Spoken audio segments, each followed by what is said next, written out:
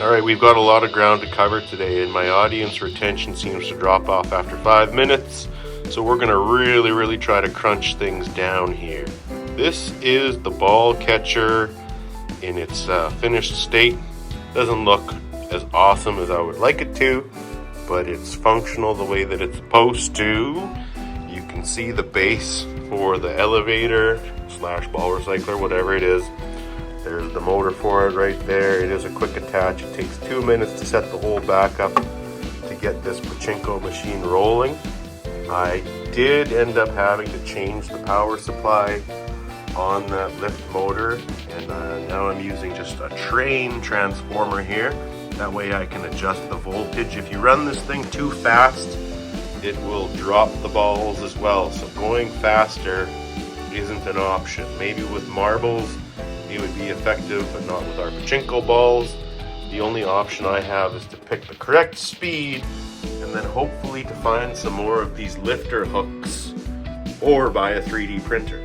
In setting up our pachinko machine and attaching it to the pen, it's as simple as lining them up on the table, the counter, the floor, wherever.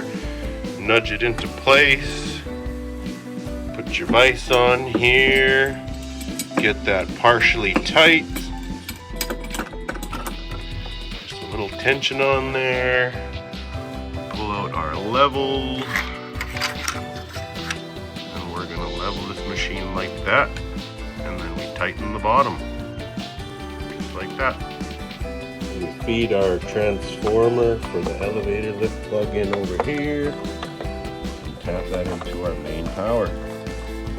Power distribution still isn't the best, but I've got it crunched down as small as I can right now. I might just have to put in a fancy transformer with multi-voltages. We'll see when we get there. This leaf switch here on this ball lever or ball gate, whatever we're calling it, it is fully functional and its lighting is working, but it's not only just going to be for lighting. This leaf switch is for our phase 1 winning, and it will unlock other features in the game while it's engaged. This is what our jackpot output from the machine looks like right now. There's actually 2 different micro switches geared in here for 2 different purposes. It's a heavy construction area right now, but we're getting it cleaned up while we're adding some other stuff. Alright, all of our audio and all of our speakers, or our existing speakers we had, which weren't really anything, just some toys, is now completely modified and changed around, hard mounted if you will. So the machine has a lower wattage or lower voltage, whichever you prefer, speaker mounted here on the front. This is when you don't want to be too loud and intrusive to everybody, but hey, pachinko's supposed to be loud. So we got to have a bigger, better speaker than that now, don't we? And here is our larger, louder speaker.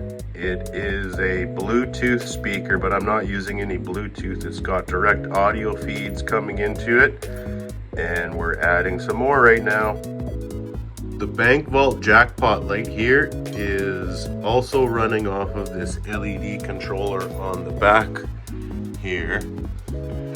That one that's been here for a while now on the inside, it's illuminating all of the jackpots.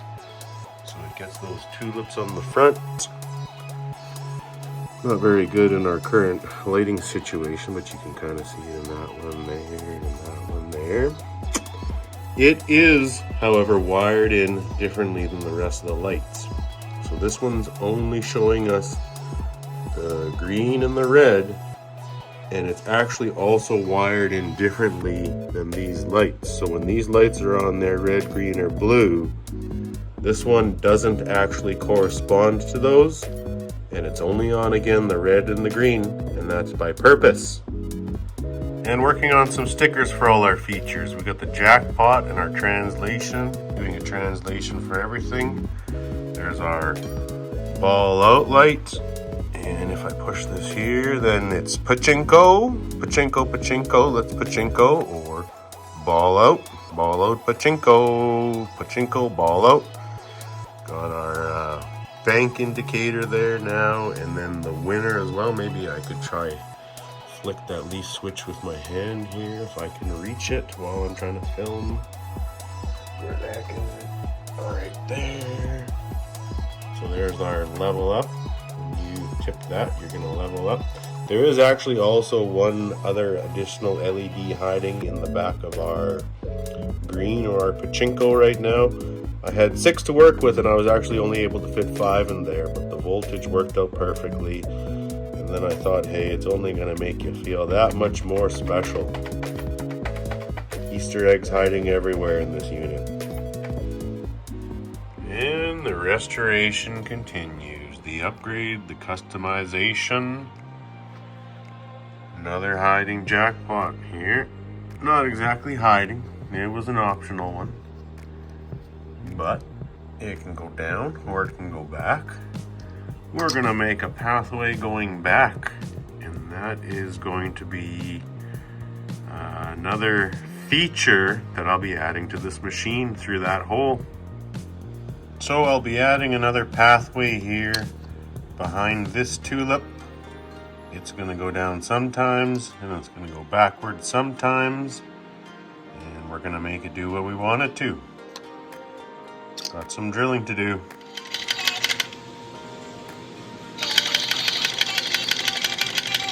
Well, there's no way around it. Gonna have to get into the heavy stuff here, the heavy electronics. All the Arduino and all the circuitry and sensors are coming out now. We got baby shark dissected here among some other noisemakers. A little bit of junk and a little bit of ingenuity. And we got this other jackpot hole done. Drilled and done.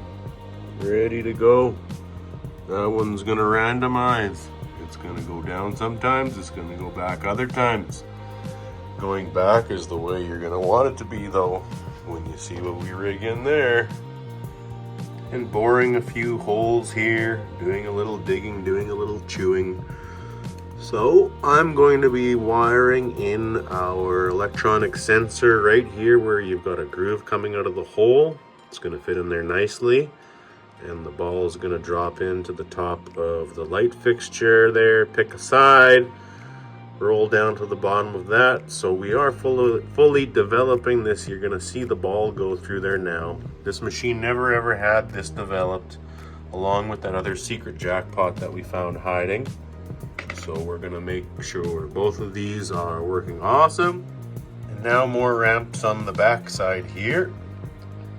So you can see how when you come into our new jackpot, it's going to come in and it's going to pass through the sensor first. It's going to drop onto the top of the light fixture and it's going to pick a side, as well the same coming out the bottom. It can possibly go to what would be our right looking at it right now, but I bet you 19 times out of 20 it's going to go to our left right now. And as well, coming out of that too, we're going to unlock or hopefully open some tulips as well. So we chose to go to, again, our left right now, so that we're going to be opening up that side's tulips when you get a jackpot. And the electronic sensor piece right there, or at least the mount for it. Electronics galore, lights, sound. Now we're working on all the sound. Trying to get everything in order, except I'm running into power distribution issues. So enough's enough. No more messing around. I need better power distribution. Alright, so as far as things go, the front side of this pachinko and the inside of the front side, everything on the front of it is all complete. The only other thing that I'm going to do near the very end is give it all another nice fresh polish. Get some of that oxyol into the stainless with a nice wire brush. We got an additional strip of LEDs up here now, and those are going to be sound activated as per the jackpots and the audio on the speaker. Everything else is all cleaned up now. Got our wires tucked away as nice and possible as we could. No more wire going through here anymore. Got those all tidied up.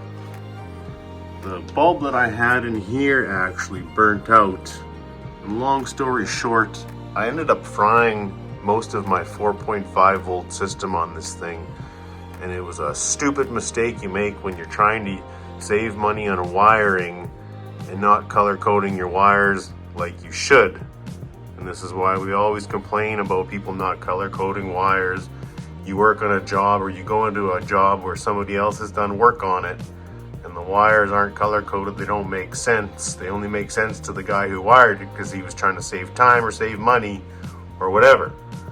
So I ended up having to replace this set here, had to find them on my local marketplace, and luckily I found a whole bunch of sets for $6, got those wired back in, and now they also have circuit protection on them, so I won't have to be replacing that set of wires if something does go crazy again. But yeah, front side is complete. All the work now is on the back side, and then the very last thing we're going to do maybe is add some features to the top as well. Door closed. Let's move around to the back side now for a current update on what's going on. So again, fried a bunch of the 4.5 volt system, decided to, in the whole mix of things, I needed to have better terminals to be plugging into. So now I have a 4.5 volt one here. I also added a larger transformer, not larger transformer volt wise, but larger transformer amperage wise, because I am kind of starting to load that thing up now. Again, I told you I put the circuit protection here on that front set of lights. This one hiding back over here is Baby Shark.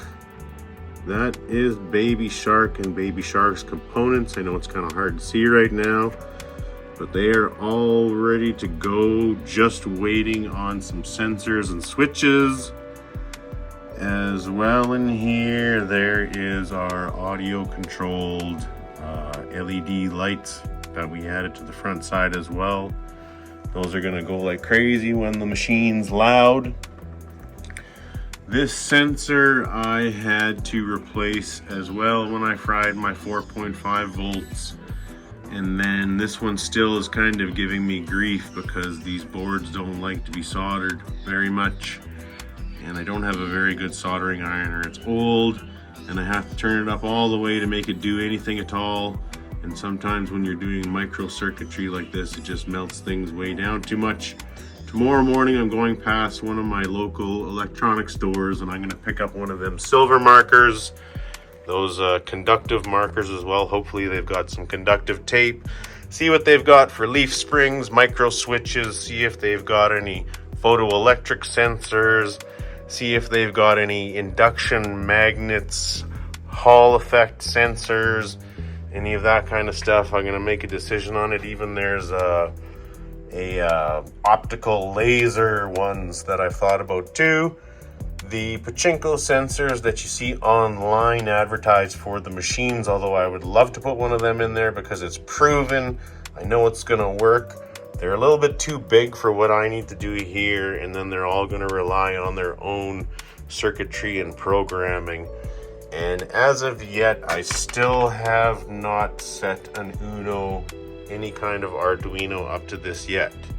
I'm not going to do it unless I absolutely have to. We're probably going to have to. I can't figure out a way of making a skill shot sequence on here without doing it. Like, there's just no way. If you want to unlock a feature in the game like a skill shot somehow by, say, if you hit, let's say during your gameplay, you hit the bank 3 times. Well, first of all, what kind of component is going to realize that it's just during your gameplay and 3 times other than an Arduino? So right there, okay, hit the bank 3 times, you unlock a special feature in the game, a skill shot or something, and now you've got 1 minute to hit the sequence of tulips or whatever, just whatever the heck we come up with, right? It could be as elaborate as we want to. I do not see a way of doing that without running any kind of Arduino, so we're getting smart. It's getting smart in here. This right here is another sound maker. This one actually should be on right now. We're not going to be using that. We're going to be using our shark bite here.